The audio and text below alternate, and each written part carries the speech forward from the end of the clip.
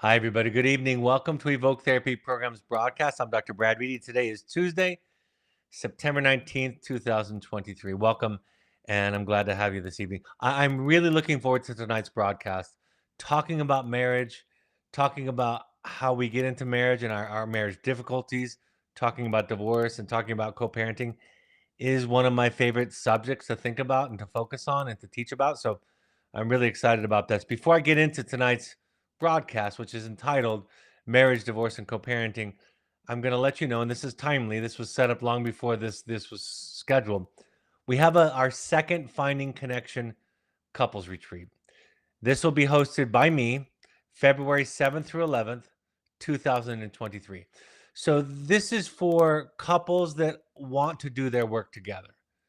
A lot of times we get people asking us, can we come to the Finding You Intensive together? And we often discourage it because in that particular setting, if there's one couple or two couples, sometimes the focus on the relationship can become a distraction for the person's individual work and for the other participants. So what we did was we created a Finding You, if you will, that was just for couples.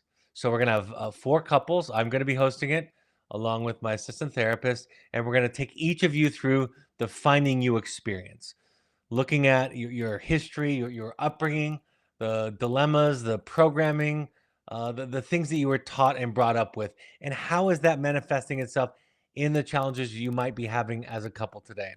So if you want to do your work in front of your therapist with your partner, I think it's a really big benefit. And I talk about this, and we'll probably talk about this throughout the broadcast this evening. One of my favorite ideas and thinking about a marriage that lasts is that in order for a marriage to last, you have to learn to fall in love with your partner's dilemma over and over again. That idea that where they came from, what they bring to the marriage, both the positive, of course, but also the challenging aspects of their personality and background. Falling in love, understanding that, becoming compassionate towards that is a key ingredient in a long, successful marriage. So I look forward to that. Contact us at all the places that you contact us, specifically intensive@evoketherapy.com to find out more. With that, let me get into tonight's broadcast. One of my very favorite quotes is from a book by the author James Hollis, who's one of my favorite authors in therapy. And he's quoting something that Joseph Campbell said one day. This is the only place that I can find this particular quote. Maybe it was through a lecture or a video. He says, I think that one of the problems in marriage is that people don't realize what it is. They think it's a lifelong love affair, and it isn't. Marriage has nothing to do with being happy. It has to do with being transformed. And when the transformation is realized, it is a magnificent experience.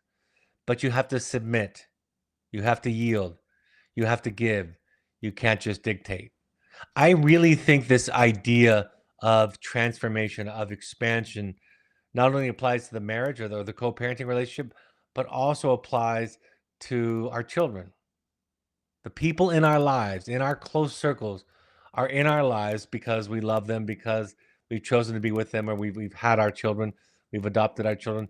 They're in our lives. And once they're in our lives, the idea of being in relationship with them and staying in relationship is that we have to evolve, we have to change, we have to expand, we have to become larger.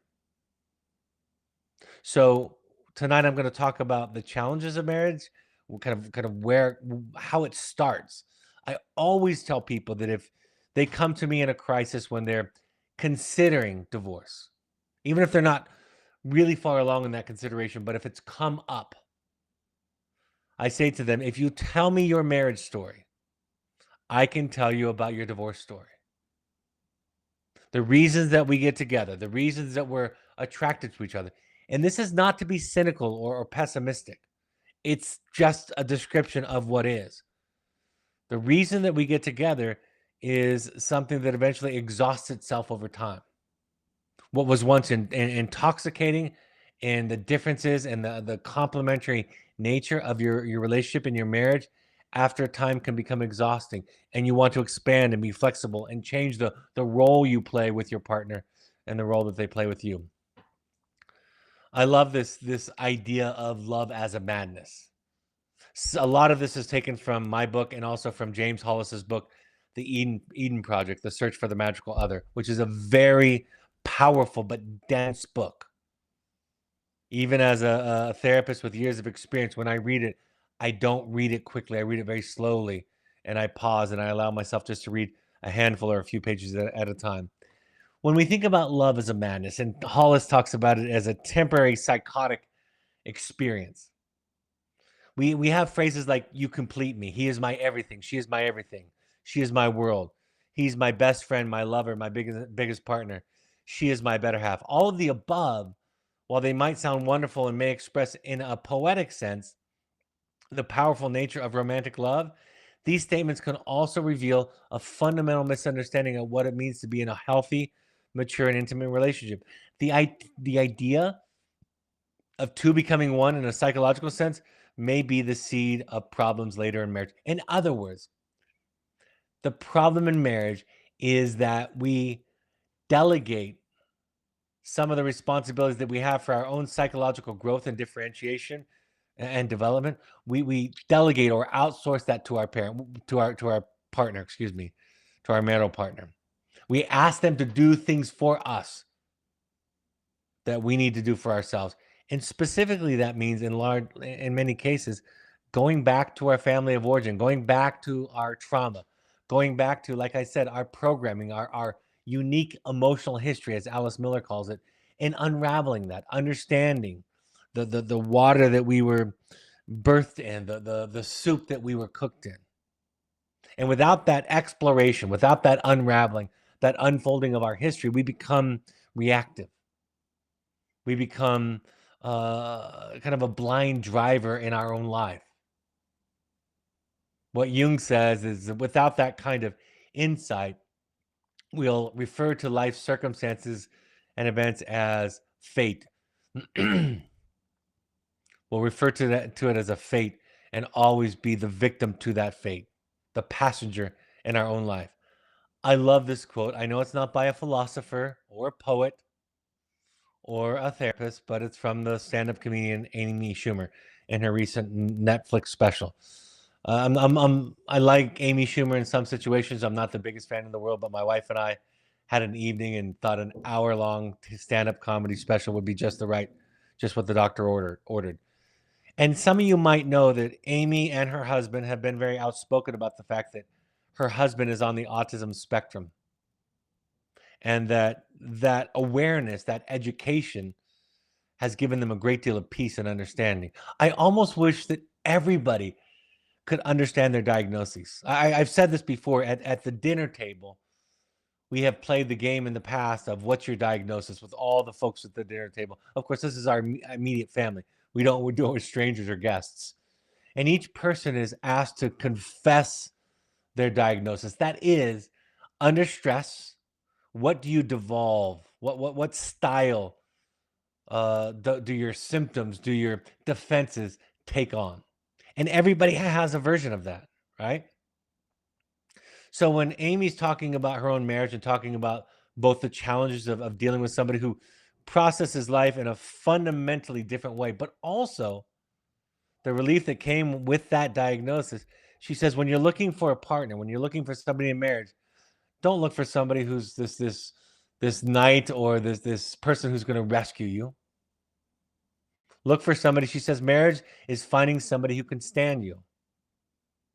And I subscribe to that idea in my marriage and in the therapy that I do with people. Find somebody that can stand you. It's just a comedian's way of saying the same thing that I said earlier, which is you have to fall in love with your partner's dilemma. One of the secrets, this has taken me years, decades to discover, both in my own work and in my professional work. We are worse than we think. And that kind of humility is the breeding ground for intimacy in marriage. When you know that you're a load to handle, and I'm not talking about in a shameful or disrespectful or dark way. I'm just saying it's part of your humanness. When you recognize and accept that you're something to handle, you develop such gratitude for the fact that your partner can stand you. Your partner chooses to be with you. Your partner loves you. And it happens conversely. right? My wife, part of my love language toward my wife is that I will, to the best of my ability, hold space for her dilemma, her issues, her diagnoses, her faults and flaws and challenges in life. And that's a really big deal because one of the greatest predictors of quality in marriage, according to the research, is the expectations going into marriage. You can make a joke out of that and say the best way to have a good marriage is to lower your expectations. But I'm talking about in this fantasy way. This is the way that James Hollis spoke about this idea in a much more clinically, psychologically sophisticated way. He said this: of the many projections possible, the most common are those onto the institution of marriage, parenting, and career. Regarding marriage specifically, he said, perhaps no other social contract has so much unconscious baggage imposed upon it. Few at the altar are conscious of the enormity of their expectations. No one would speak aloud the immense hopes. I'm counting on you to make my life meaningful. I'm counting on you to always be there for me. I'm counting on you to read my mind and anticipate all of my needs. I am counting on you to bind my wounds and fulfill the deficits in my life. I'm counting on you to complete me, to make me a whole person, to heal my stricken soul. We don't think about that. We just find this in this person that causes us such an altered state that we don't eat, we don't sleep, right?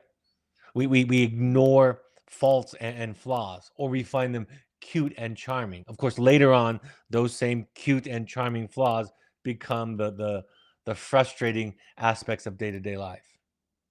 And Hollis goes on to say that eventually, when the projections fall away, as they must, what you're left with is the person in front of you, the person before you. And that is when the marriage project begins, is developing a relationship with the real person aside from all the projections. I wrote this in the Audacity to Be You. Whether or not a person is happy, quoting somebody actually, whether or not a person is happy is utterly out of your control. This person said, we came into this false romantic concept that somehow we got married, that we would become one. And what we realized is that we were two completely separate people on two completely separate individual journeys, and that we were choosing to walk our separate journeys together. But her happiness was her responsibility, and my happiness was my responsibility. We decided that we were going to find our individual, internal, private, separate joy, and we were going to present ourselves to the relationship and to each other already happy.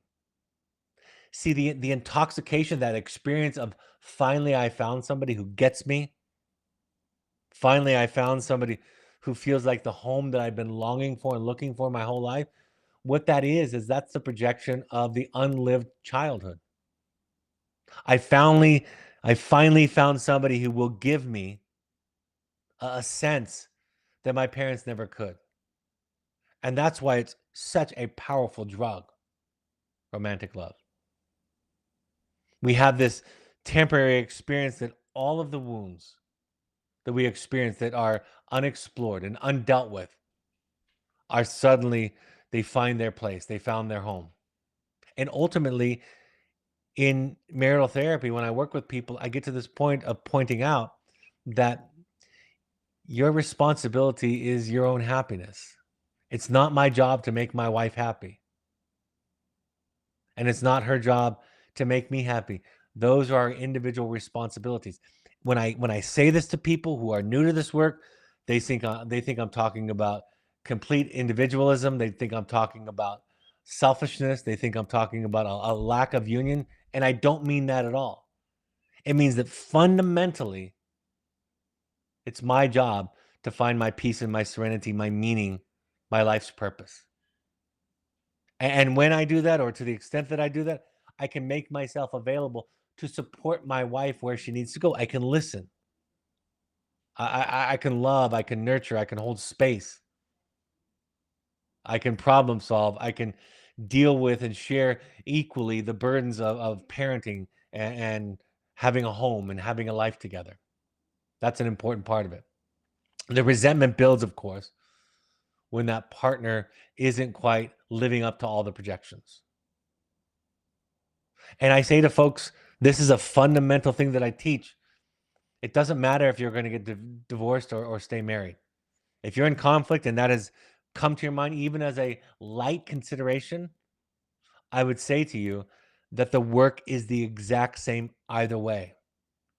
That the resolution of the marriage versus divorce question isn't found, so to speak. What happens is who you become, right? The result of our work is not what we get out of it, but who we become. Same with parenting. The question of what should I do with my child? What does, when should I bring them home? How many hours should I allow? What age should I start giving them more autonomy about this or that issue? How should we use screen time in our family? What's the right number of hours or curfew?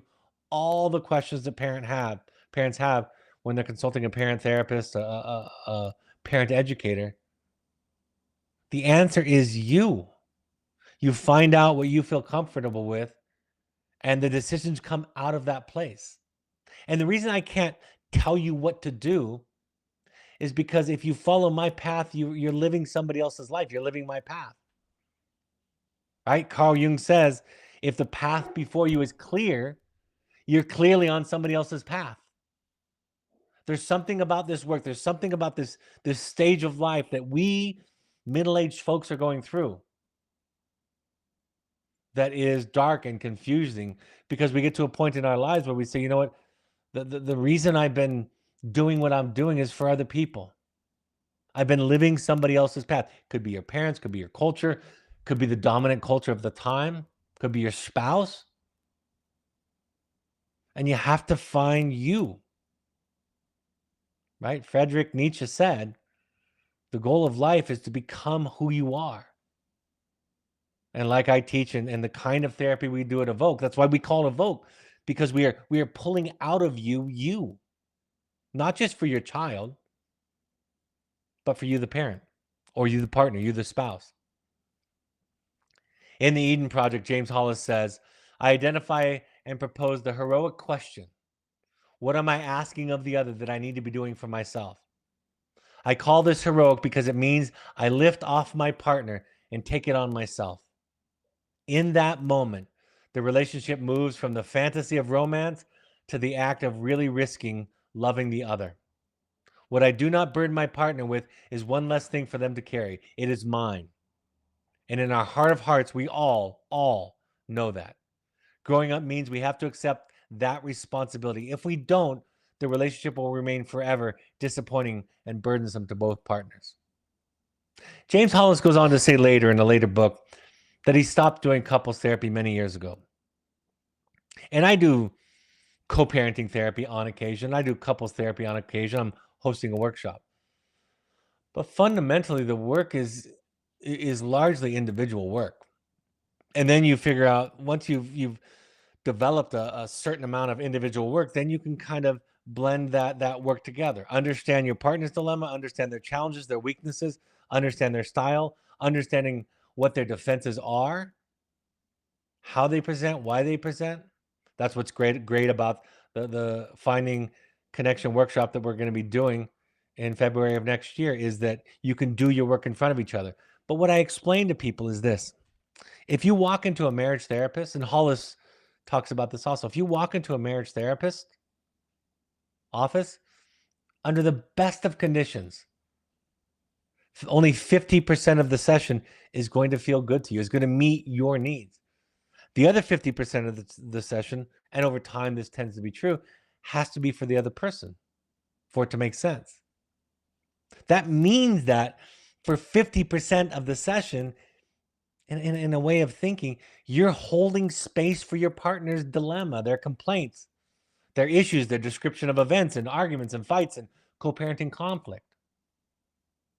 So that's why marital therapy and family therapy is more advanced in terms of the client's work than is individual therapy. It's a lot easier for therapists also, because when I'm working with 3 or 4 people in a family, or just 2 in a couple, I have to make decisions about who I'm attending to if there is some overlap.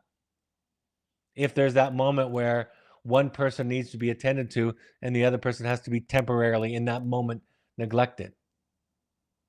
This is why I so strongly urge you all to build as a foundation your own individual work.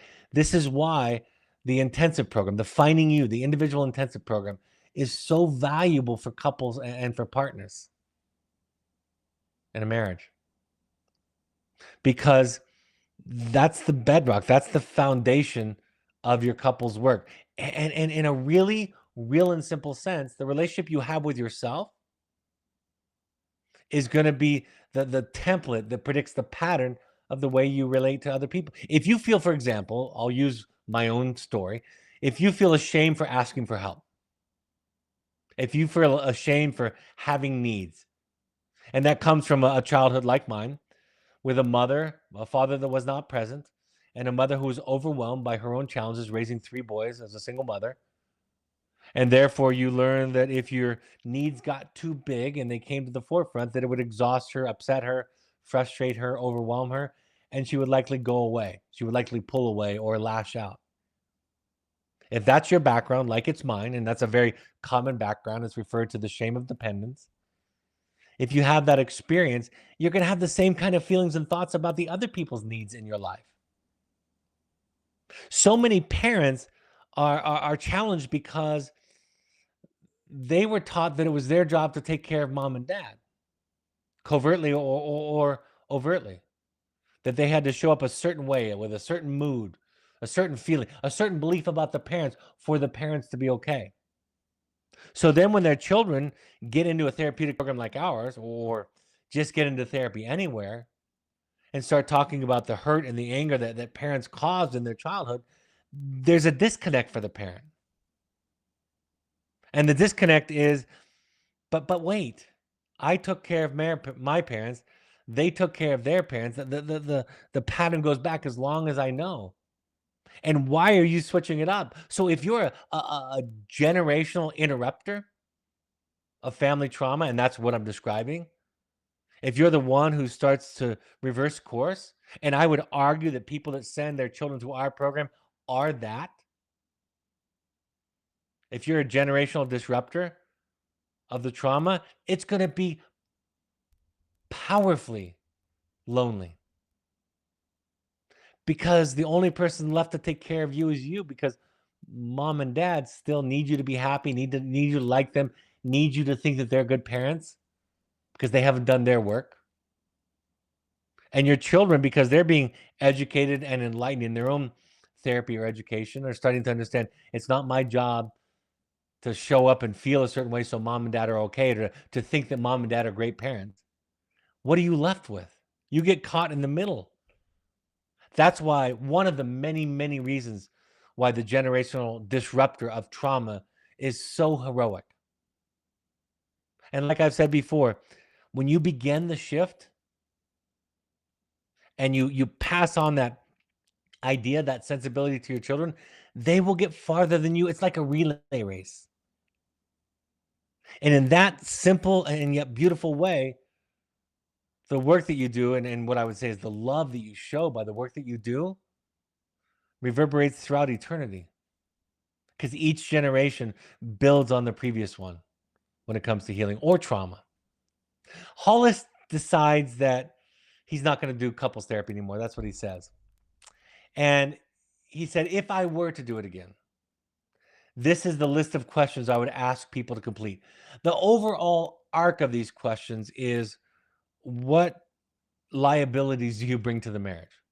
What are the burdens in your life that you carry that you bring to the marriage? He frames it like this. I'll read some of his questions on this list of questions. He says, what wakes your partner at night at the hour of the wolf? What scares them? What's their greatest and deepest and darkest fear? What has likely been a lifelong fear and shows up in many protein forms? This is not a question about the partner or even the relationship, but about their own voyage through this large, scary passage of life. So you're asking these things about yourself. And you're wondering about your partner.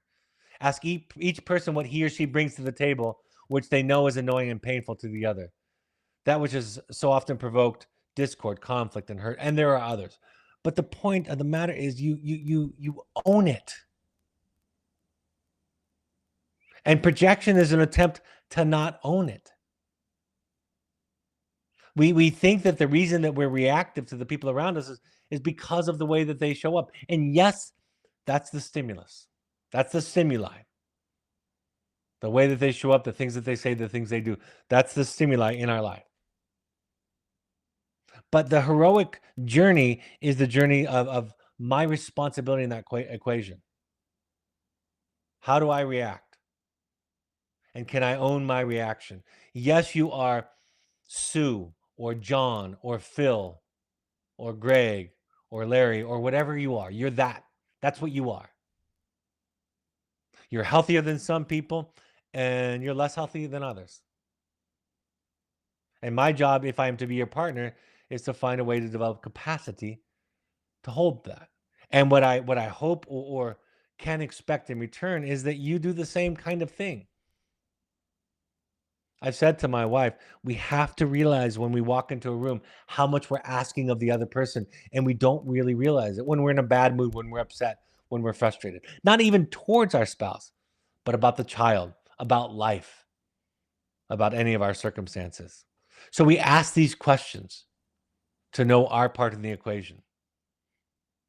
One day we noticed I wrote, this is borrowing from a book that I wrote in the Audacity BU, and cited in the Audacity BU, called Meeting the Shadow, understanding the power of the dark side of human nature, all of those things that are repressed in darkness, if you will. We associate in Western culture the idea of darkness with evil. That's a mischaracterization of the shadow, of the repressed part of us. They become evil because that which is repressed grows into a monster in our lives. That's why therapy is telling your story, talking about your issues, so that you don't need the self-medicating, the symptoms to mask or to cope. So I wrote this. But one day we noticed that our parents didn't like certain parts of that ball. By the way, this is also Robert Bly, specifically in that book by Connie Zweig. But one day we noticed that our parents didn't like certain parts of the ball. To keep our parents' love, we put those parts in the bag. He said, imagine yourself like born as a globe of bright light. Next, he says, teachers and peers have their say, telling us what is unacceptable.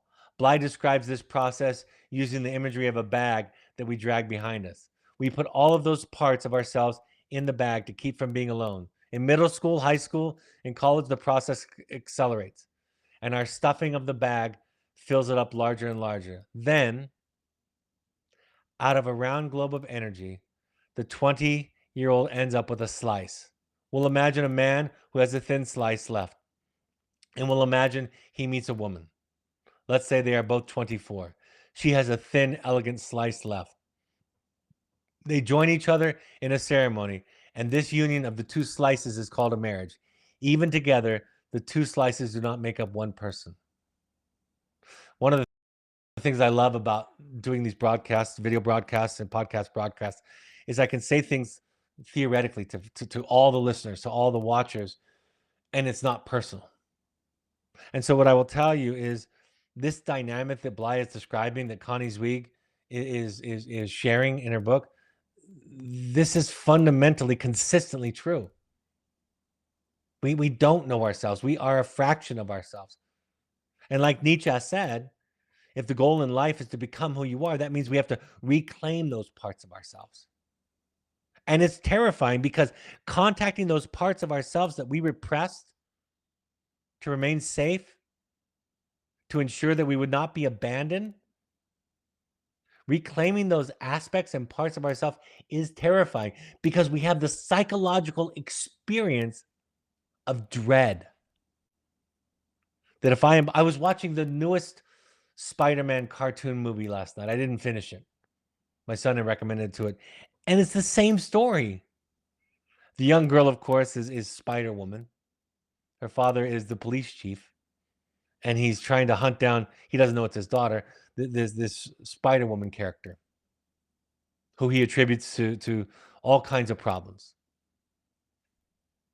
And at one point, through conflict, this is in the first 15, 20 minutes that I watched, he discovers that his daughter, in fact, is the Spider Woman. That's not about Spider Woman. It's a myth.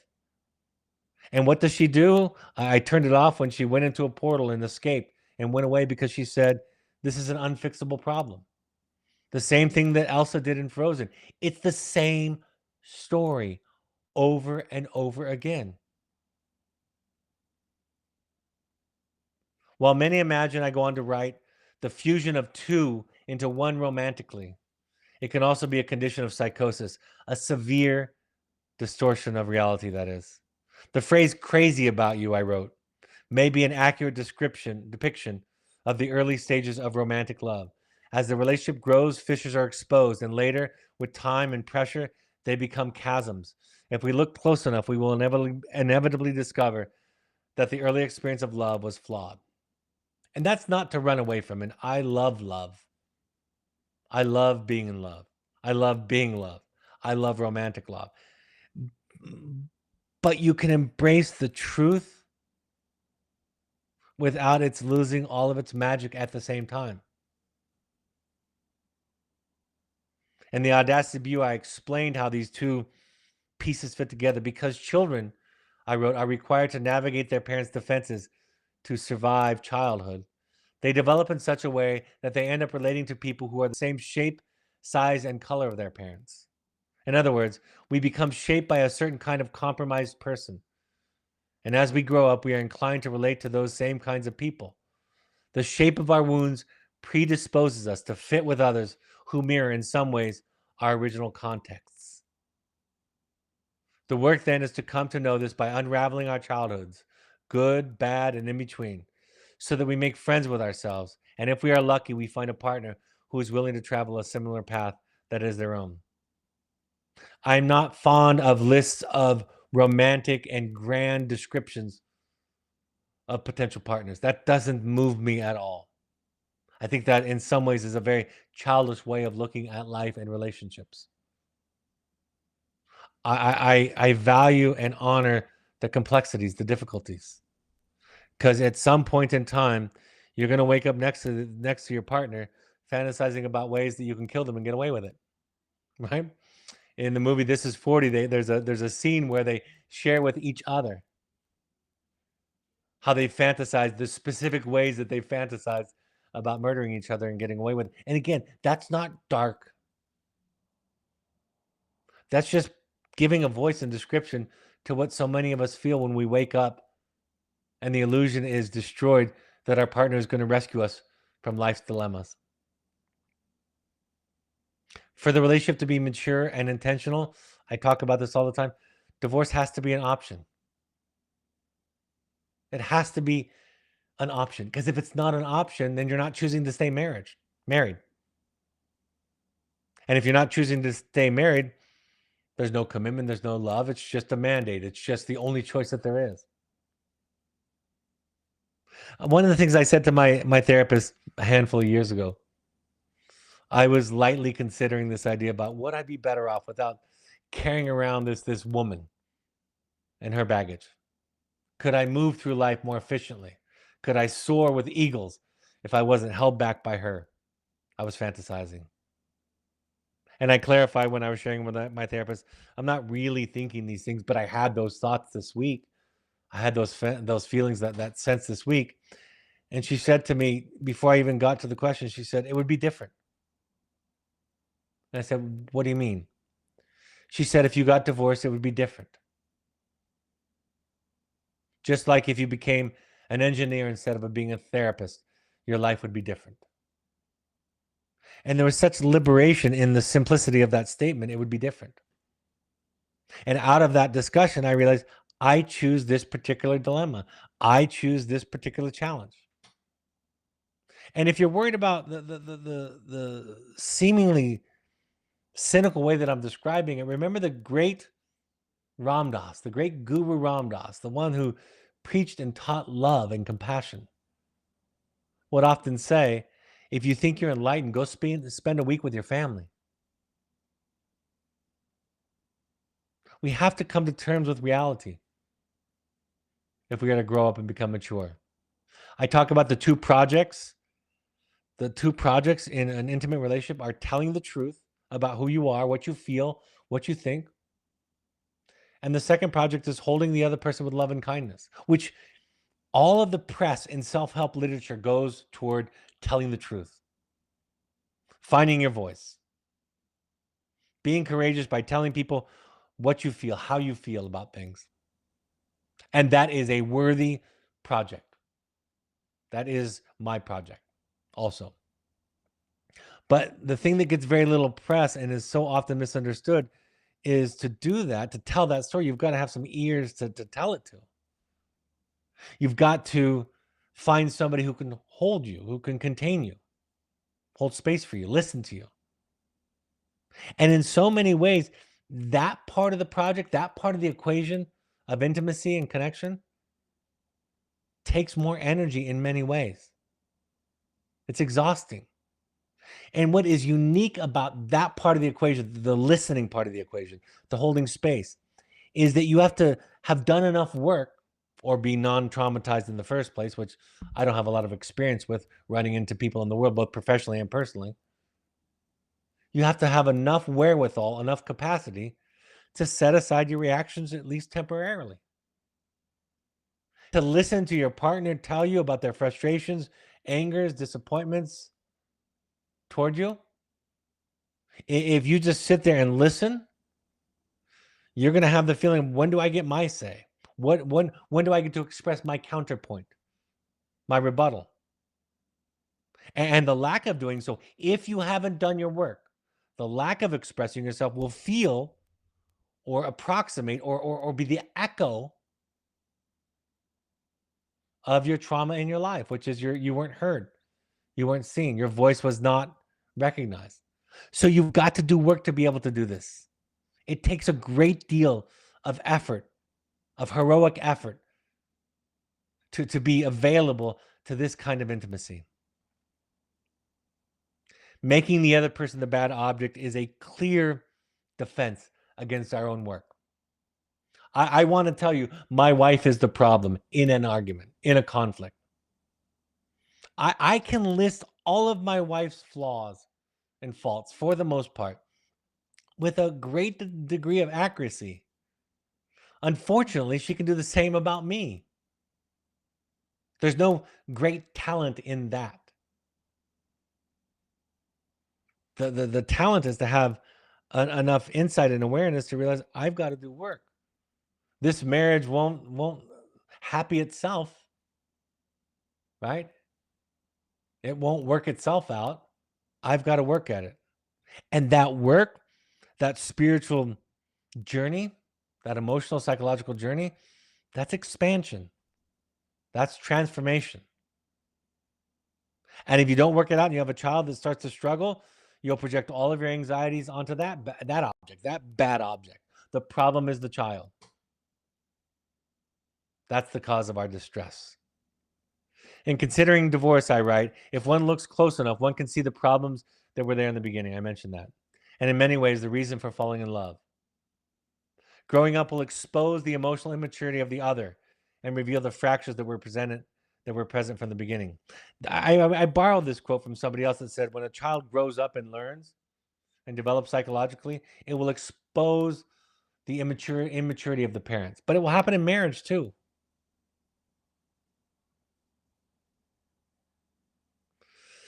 Getting to be human. When we do our work, we change the frame from turning the other into something bad to seeing the other as simply a human being. I wrote this just the other day, and it's a little bit off topic, but I think it's a good illustration of the principle that I'm teaching right now. I was thinking about this idea about that listening is not a binary. You're either listening or not listening. There are gray areas in all of this. And so for a while now, I've had this idea of the levels 1 through 5 of listening. The basic level of listening is just keeping quiet, keep your mouth shut. And sometimes that's all you can do. The second level is minimal encouragers, nodding, saying, yes, I get it. Mm-hmm. good eye contact. That's minimal encouragers. It's a communication skill that therapists are taught. The third level is reflective listening, actively listening, saying, so what I hear you saying is, reflecting it back and getting an assurance that you're hearing them correctly. That's the third level. The fourth level is empathy. Feelings and sensibilities like, I understand, that makes sense, I can relate. I understand what it feels like to be in that situation. I would feel the same way. That's level 4. And then level 5 is accountability. I'm sorry. You are right. I did do that. You're not imagining things. And sometimes we think that the only acceptable version of listening is number 5, and that's a setup for failure for everybody. And I thought about something else this week. I realized, what happens when you don't have any capacity? So then I added the level 0. It's a list now of 0 to 5. 0 being no capacity. I can't hear that right now. I need some time. I'll let you know. I'll come back after I've taken some time. And I wrote in the caption, a critical task in listening is to assess your level of emotional regulation and patience and own, I love the word, own, and communicate respectively where you are at with the communicator, with the sender. This can help the individual sharing what the listener is capable of and decide whether or not it's acceptable. If you're only going to listen and stay quiet, maybe I don't want to share that. Maybe I'm too dysregulated. Maybe I need more. Maybe I need to talk to my therapist or my sponsor. This model changes the equation from being a good friend or a good partner or a good parent to being a human being with varying levels of capacity, all of which can be acceptable and all of which can change for us on a regular basis from day to day, from moment to moment, for a variety of reasons. We often, this is a nugget, we often attribute our ability to listen, I mentioned a part of this earlier, we often attribute our ability to listen to the characteristics and the manner of the sender and what or how they are sharing. In other words, I can listen to you if you say it using this exact phrase. If you use the I feel statement, I can listen. If you use I feel when, I can listen. But if you make one little mistake, I am justified in being triggered. So we think that our capacity to listen is their responsibility. This tool, this concept, makes it clear that the ability to listen compassionately is largely, if not wholly, reliant on the current capacity of the listener. We have to know what our capacity is and own it and communicate it. And when we have 0 capacity, we have to retreat. That's what I mean about the difference between making your partner bad and allowing your partner to be human. I've talked about already so many times, the idea is to be who you are, to be the human that you are. Well, in the relationship, that means that your partner is a human also.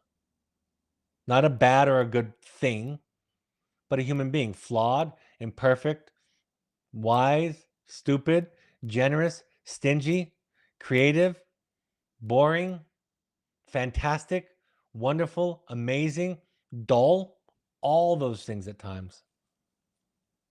So that's the marriage equation. Now we'll go into co-parenting. My co-parent is my youngest child, is something I hear sometimes from people.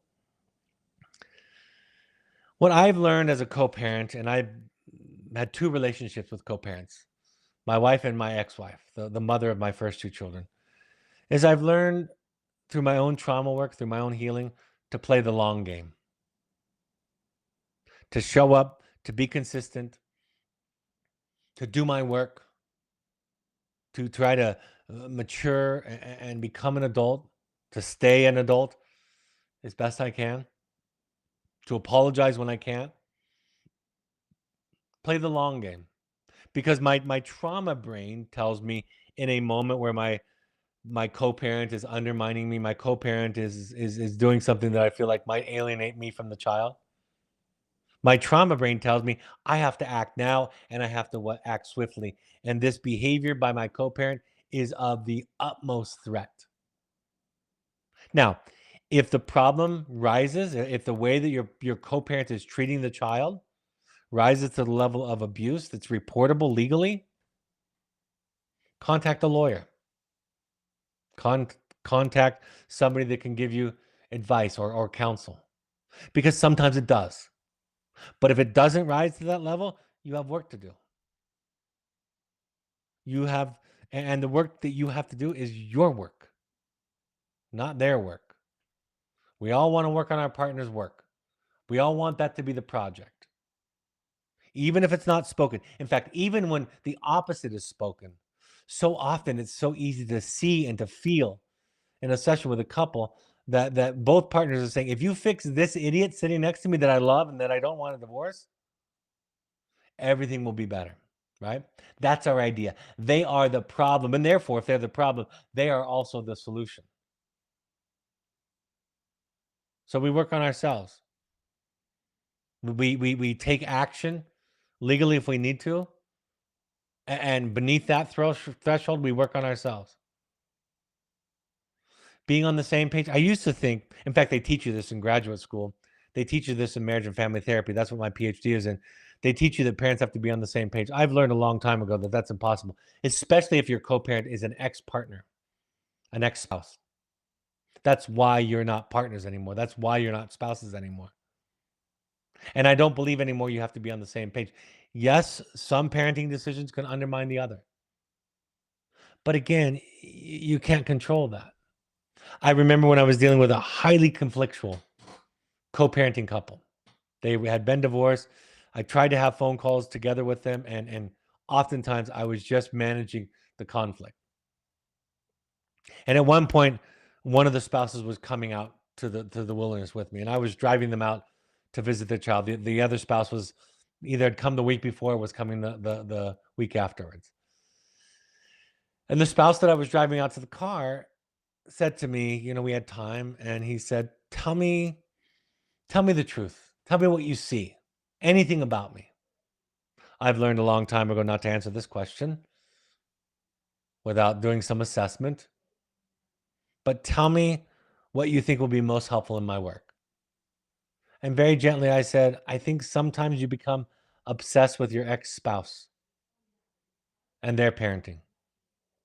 And right away he looked at me, instantly he looked at me, escalated and said, who told you that? Did she tell you that? And I paused and thought, how profound. And I said to him, nobody told me that. In fact, it just happened again. And nobody told it to me. You told it to me. In the way that you relate to her. Being obsessed with, focused on your ex-partner, your co-parent, is a sure way to lose yourself. Is a sure way not to play the long game. Is a sure way to undermine both of you as parents. That's why I allow for separate sessions now. In fact, I demand separate sessions. I don't demand them, but I invite them and ask for them in the couples work that I do, because I want to hear what the parent would say, what the co-parent would say, what the spouse would say or ex-spouse would say if they weren't being heard by anybody but me. So co-parenting, go to therapy. Go to therapy and learn that your hurt and your anger is yours. And if you don't deal with it, especially when it's directed at the co-parent, if you don't deal with it, it will leak onto your child and it will affect them. And there's so much letting go of control in this dynamic. And again, when I teach this subject, this very broadcast, when I teach this, the response I hear back most is, but you don't understand. You don't understand how bad, how toxic my spouse is. Like I mentioned earlier, obsessing. That's my sign that I am not on my side of the street, that I'm not in my lane. When I'm obsessing about the other person and about how I can talk to them or change them, change their course, change their mind, change their sense, their feelings. Focus on yourself and go more than halfway. You don't come to a marriage 50-50 or a co-parenting relationship 50-50. You come to it 100-100. You do the best you can. If you come to a relationship with the idea of 50-50, you'll end up arguing with the other person about how far they've gone. That you've met them halfway. and that the chasm in between the two of you is their fault, their responsibility. Sometimes I tell parents, just let the other one try it. Maybe their way is better. There's a humility to this work. And remember, humility is a synonym for confidence. Remember that. People that are truly, genuinely humble are comfortable with not knowing, with making mistakes. They can't be embarrassed. They're willing to show their authentic self at the risk of being discovered. That's humility. It's confidence. Try letting it go their way. I've had success with that in both of my relationships with co-parents, on both sides of the equation. Don't correct or talk with your children about the negative stuff said about you. This is a tough one, and you will fail at it. You will leak it. Later on at the end, I say, be ready for your child to share with you that you leaked. Prepare for the time when you're going to get the feedback, which needs to come for the child's sake, about where you came up short in this equation. Even though I have made this one of my commitments as a father and a co-parent, I have failed at this, as have my partners. Be the safe one for your kids. Be the one that they can be mad at. Like my daughter said, perhaps the greatest love that a parent can show is the willingness to be cast as the villain in the child's story. Be a part of the solution. Don't blame your kid's behavior on the other parent. The more you express or exude negative energy toward the other parent, the more your child internalizes that as about them. Remember, a child carries around a piece of you and a piece of the co-parent inside of them. So your anger at the co-parent gets internalized by the child as something's wrong with them. One of my favorite, most profound and sad quotes is, a child that's abused by its parents doesn't stop loving itself. It stops loving, doesn't stop loving the parent. He or she stops loving themselves. So your energy toward the other partner gets in the same way if you pick up your child's stuffed animal. Or like my daughter has a cat. My 15-year-old daughter has a cat. That cat is an extension of my daughter. And how I treat that cat around my daughter gets internalized by her overtly as how I feel about her. Let therapists do the heavy lifting and co-parenting work. You don't need to be the one teaching and challenging. And if the therapist isn't challenging enough for your co-parent in your eyes, maybe they're holding the other person with compassion and waiting for the moment when it can be heard. Maybe that's going to be done when you're not on the phone or not on the video call or not in the session. You have to make a decision about safety and good enough parenting, because you're not going to get it perfect, and neither are they. You have to abandon the idea of getting it right, being good. As I've been saying lately, very, very clearly, the greatest enemy to your awareness, enlightenment, and growth is the need to be right and good. And in this work, specifically tonight, in this work, you don't get to be right and good, but you do get to be yourself, which is so much better. You have to do enough work to understand the difference between your need and your child's need. Sometimes parents have a need for the child to be angry at the spouse or the ex-parent, the ex-partner, the co-parent. That might be your need. That might be in direct opposition to what the child needs. In fact, that might be a threat to the child. It might not be safe for them to be mad at their co-parent.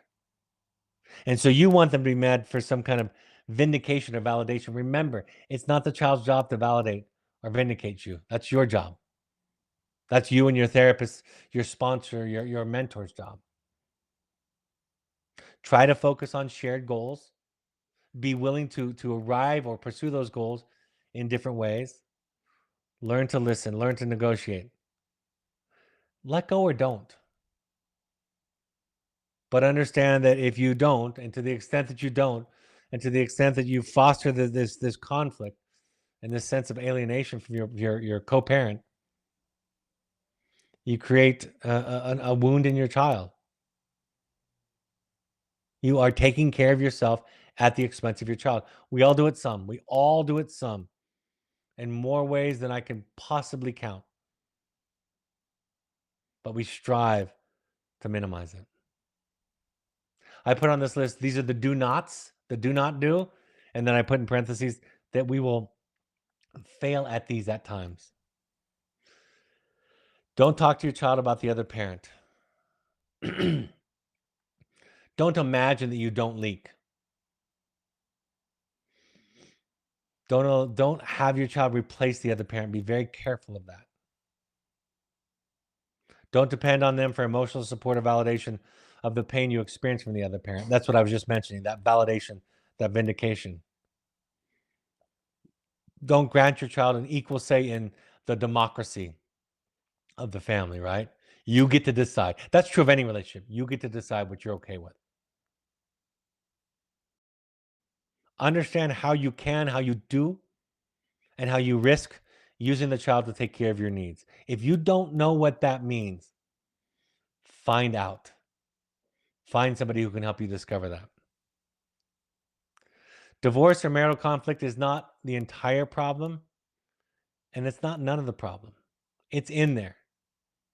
And it's your job. It's incumbent upon you to discover how much of the puzzle that is. Like I said, allow the therapist to do the heavy lifting.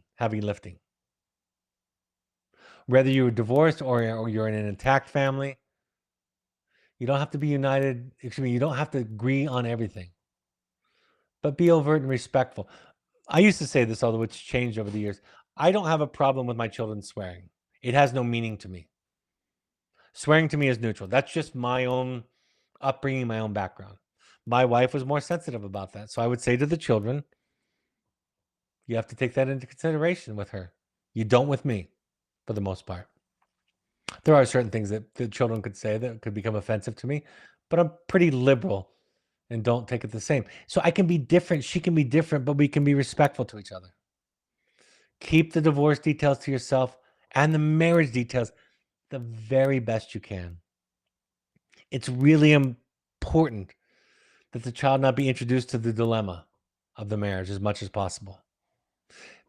Be on the lookout for polarizing. Think of yourself sitting on a teeter-totter with your co-parent. Say you're 4 feet away from each other. Say the teeter-totter is 20 feet long, 10 feet long. Let's say there's no teeter-totters that are 20 feet long or insane. Let's say the teeter-totter is 10 feet long. And you're sitting just a couple of feet away from each other toward the center. And your co-parent moves back and away toward the end of the teeter-totter. You have to back up. And you go a little farther. And they go a little farther. And eventually you're sitting at opposite ends of this teeter-totter. If you're the parent that's good at rules, maybe take a step towards not emphasizing rules and emphasizing warmth and connection. If you're the one that emphasizes warmth and connection, maybe it's take a turn or two more than usual at being the bad cop, being the enforcer. Right? Find ways to find balance inside of yourself so that you're not trying to balance the other person. And you can only do what you can do.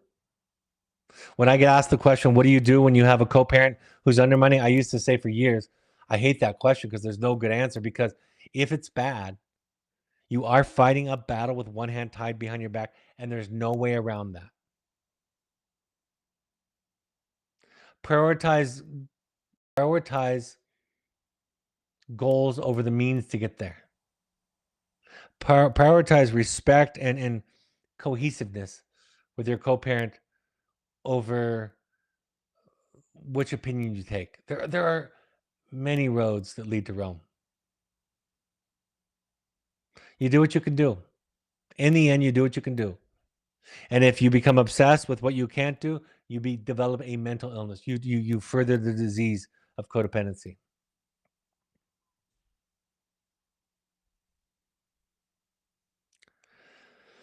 You're not the one to vent to. I tell people that all the time. I can be there for you, but I can't be the recipient of the venting all the time for my co-parent. I can't hold it.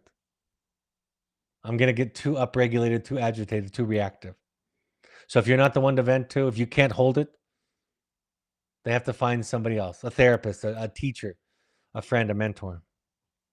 And like I said, be ready for the child to complain that you did things wrong. That's coming, and it's important for you in the process. All right. Step parenting, I'll just say this. The advantage of the step parent is they have some objectivity. They can see things clearly. The disadvantage of the step parent is that they're objective, that the emotion is removed from it. So their strength is their weakness. Be humble about that objectivity, that clarity that you have, because you have some distance, you have some built-in detachment. It's important whenever possible that the parent, not the step parent, be the bad cop, be the enforcer. It can't always happen. The way that families are constructed, it can't always happen, but that's ideal. As a single parent, be wary of over relying on the child. Parentifying the child is what they call it. More than most, you have to find sources of support outside of the family for your self-esteem, for your activities and self-care, right? You have to have adult relationships that can offer you a reality check or feedback or support. Sometimes I love it when a parent is too busy to be there for the child so the child can figure it out. I think I've told you that I had a genius therapist mention one time that he thought that it was important that you have a hobby. It's important that you have something that makes you unavailable to the child at times. This goes for enmeshed parents. I'm not talking about detached parents. In our culture, it's very common for mothers to overparent and for fathers to underparent. Sometimes that can switch genders. Sometimes in a same-sex couple, right, it can look different. But which are you? That's important to identify. Make any blurring of the parental boundaries, which must happen in single-parent families sometimes, make them overt, temporary, and content limited, meaning that sometimes they have to babysit the other children. The oldest has to. Sometimes they have to help you solve and deal with problems and challenges of just maintaining a family and a house. But be careful about an over-reliance and make sure that it's temporary and that it's limited to content that's appropriate. Find other sources of support, groups, therapists, meetings, and so forth. Parental alienation. In parental alienation cases, what happens is the child gets hurt. The child gets punished. The child suffers because the child is carrying around a piece of your co-parent, even if your co-parent is a jerk, even if your co-parent is negligent. The child still has some identity with that parent. And your hatred, your anger, your rage, your complaining will be felt by the child as about them. From the audacity to be you, I wrote, with intimacy, you must surrender the need to be right. But what you pick up in return is so much better. You get to be a self. You get to be you. So what are the take homes tonight? Understand the madness. I've said this before. It's interesting when somebody tells me that their ex is a narcissist or that their co-parent is a borderline or an alcoholic or a misogynist or has bipolar. Those things are interesting. But what's fascinating, what's compelling is why did you choose them? That's the liberating answer. I could tell you about my wife's diagnosis, but what's more important is why did I choose that diagnosis?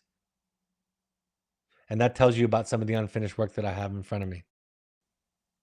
Shift from being good to being a person. That's what Pinocchio's about. That's what the Barbie movie's about. Really, that's what a lot of movies are about becoming who you are. And love that matures is work. Love that matures, the projections are gone. Love that matures understands that each person is responsible for their own serenity and their own happiness. Understand what your project is. I'm a great listener. I'm better than, I would guess, 99% of the world at listening. But I'm not a great truth teller. I lie. I'm a liar. I'm a recovering liar. Now, I would tell you that I have integrity, which I believe that I do. It's not that kind of lie. It's telling people how I feel and what I want.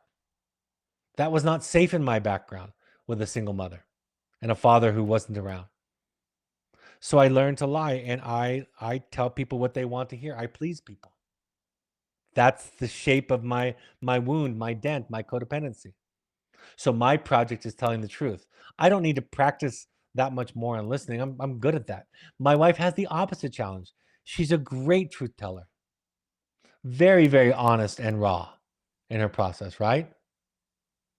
Listening, much bigger challenge. Listening for her reminds her of her childhood of not being heard, because temporarily she has to set aside her needs. Learning to fall in love with your partner's dilemma. It's my favorite description of a healthy marriage, of a lifelong, satisfying marriage. Remember that talking is a task, telling the truth is a task, and listening is a talk. The talker tends to be the taker. This is not always true, but the one sharing is taking energy, and the one listening is giving energy. And when we realize that, it changes. When you're talking and sharing, you're taking. When you're listening, you're giving. Typically. Like I said, divorce has to be an option. Otherwise, there's no such thing as marriage. Stay on your side of the street. Learn to be the safe one. Play the long game. Take care of yourself first and foremost. And go to therapy even if you go by yourself. For couples work, for co-parenting work. I've said I don't go to couples therapy, and yet I work on parenting. And my couples work in my individual therapy. Is none of my business is one of my favorite slogans from Al-Anon and Codependence Anonymous. It's learning that I'm responsible for that. And what you think about your spouse and your child is none of their business, in a sense. And that liberates everybody in the family. All right. I hope this was a helpful point of contact for you, a helpful bit of information. I'm going to conclude with the upcoming events. My two books, The Journey of the Heroic Parent and The Audacity. Start that over. My two books, The Journey of the Heroic Parent and The Audacity to Be You, are available on Amazon and Audible.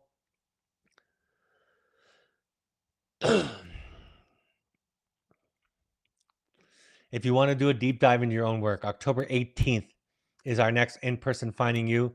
November 10th is our next online Finding You. Either of them are great places to start, to springboard. I was talking to a group of professionals today, and I was saying, I know what to design for a program that will help families and children the most, but I'm afraid if I design it, if I required all parents that sent their children to wilderness to go to an intensive, I would go out of business soon, fast. I really would. The resistance on the part of the parents, the non-identified patient, is high. They would say, I don't have the problem. I'm not the one struggling. This isn't about me. But you want to become a resource to your child? Finding You is the best thing that you can do. And if you don't want to go to ours, go to Onsite, go to the House at Ocala with Judy Crane, go to Survivors Program at the Meadows Program in Arizona, go to Breakthrough at the Caron Foundation in Pennsylvania. Go somewhere that does family of origin work and connects it to the present day dilemmas. Ours is called Finding You. I prefer ours, but if you have any doubt about ours, go to one of the other ones. Early bird registrations are available up to 60 days in advance. We have Returning to You, which is the sequel for Finding You. The October 25th through 29th is full with a waiting list, but you can check that out. March 6th through 10th is already filling up. That's the next Returning to You. I'm going to be hosting both of those. I also, like I mentioned at the beginning of this, I have the Finding Connection workshop. I'll be hosting that one February 7th through 11th. 4 couples. Look forward to it. It will fill up in advance. You can also create a custom Finding Connection or co-parenting intensive or a Finding Family intensive. Just contact intensives@evoketherapy.com. I'm going to be hosting an all-day seminar next Friday, a week from this Friday, 9:30 a.m. to 4:30 p.m. Mountain Time, September 29th, on conscious parenting. Small group, we keep it to a small group so it can be a dialogue and a discussion, not me teaching all day. I really look forward to this. Contact intensives at evoketherapy.com to sign up or to learn more. We have a couple of spots in that left over. We have support groups. If you are a current or alumni wilderness parent, September 21st is the next offering, 7 p.m. Mountain Time. Once a month, we have an alumni only meeting, alumni parents only. September 26th at 6:30 p.m. Mountain Time is the next offering for that. And then we have a once a month intensives support group, October 10th at 6 p.m. Mountain Time is the next offering. Contact or go to our website at evoketherapy.com/family-involvement for more information on our support groups. If you want to do a family trek, in between programs, after the program, before you go home, during the middle of the program, even if you don't have a child at Evoke, we offer losing my voice. Contact admissions at evoketherapy.com to find out more about our family trek program. If you want a coach who's trained in the attachment-based model, this is for parents, couples, families, or individuals.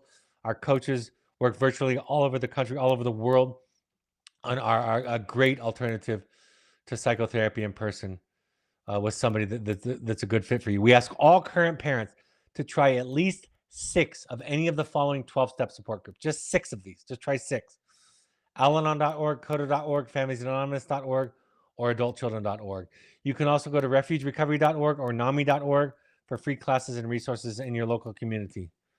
All these broadcasts are available on Spotify or your favorite podcast app.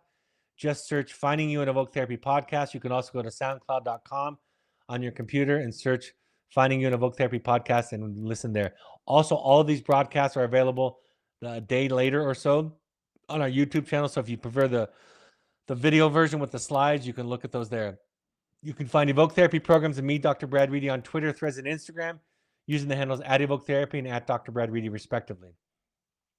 Evoke Therapy Intensives is on Instagram at Evoke, using the handle at Evoke Therapy Intensives. And on Facebook, you can find us by searching Evoke Therapy Programs or Evoke Therapy Intensives. And of course, our blog on our website has wonderful content each week. If you want to give back for people that can't afford treatment or therapy, the 3 groups that we belong to and donate to are ChooseMentalHealth.org, Sky'sTheLimitFund.org, or EvokeFamilyFoundation.org.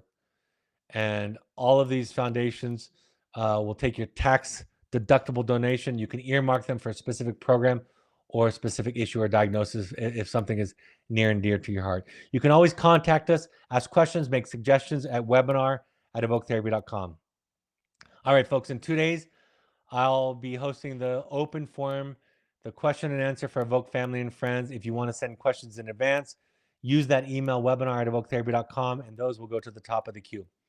I hope this has been a helpful, insightful point of contact with you. And on behalf of the people that love you and the people that you love, thank you for showing up and being willing to do your work. Have a great evening, and I'll talk to you next time. Bye-bye.